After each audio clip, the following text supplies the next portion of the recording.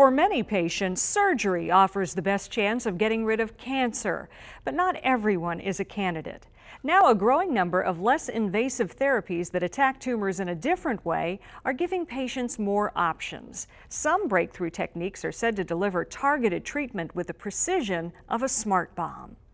All the donkeys. You were really out in it. Yeah, I know, those were so cool. Wild donkeys. Ernie and Sharon Schwartzfigure have made some great memories in their 27 years together.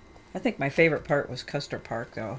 They've also faced some great challenges. Ernie's been battling the effects of hepatitis C for many years, and just weeks ago, another blow. He was diagnosed with liver cancer. So you got your game face on, ready to go? Yeah. You really don't get a chance to really absorb the news to start with. They were moving so fast because the cancer was spreading pretty quickly, from what I understand. It's kind of like you're on a dead run and you just don't know when you're going to stop. Ernie will undergo a procedure that could improve his odds.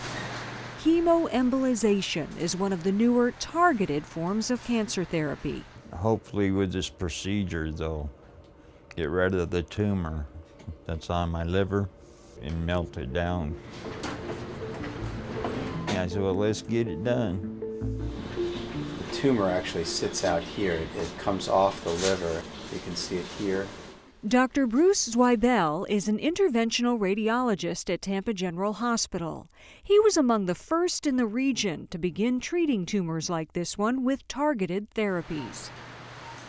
Instead of traditional chemotherapy, which impacts the whole body, Dr. Zweibel will use a tiny catheter to take a strong chemotherapy drug directly into the tumor.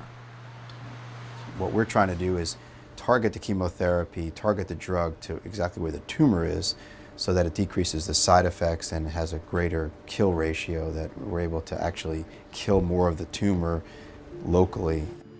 First, an angiogram to see which blood vessels are supplying the tumor. Once a catheter is inserted through a blood vessel in the groin, Dr. Zweibel injects a dye and takes pictures. Start to see the tumor here. The liver is unique in that it has a dual blood supply. This allows for the blood source feeding the tumor to be blocked off, leaving the rest of the liver undisturbed and functioning. So can you see the fine little beads? And those actually have the doxorubicin or the chemo in it.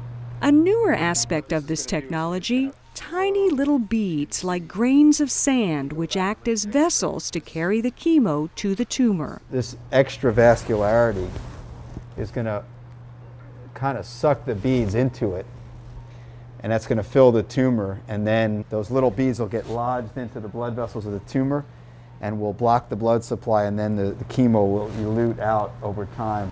For many, this procedure can shrink these hard-to-treat tumors enough to make the patients candidates for liver transplants.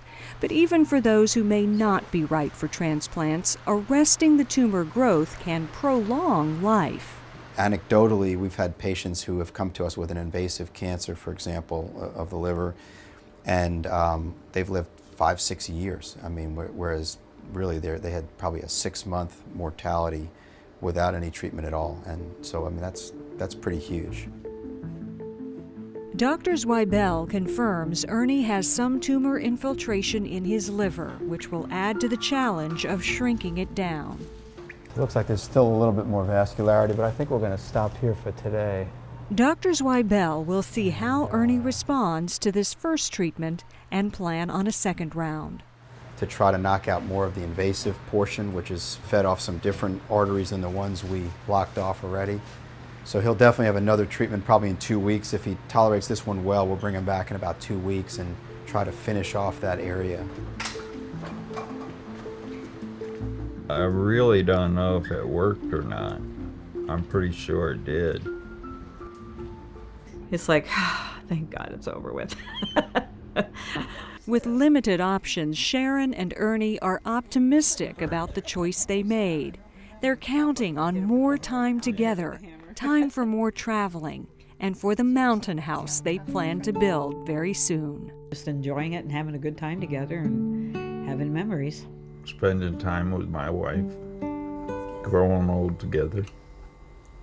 She's my hope. Me too.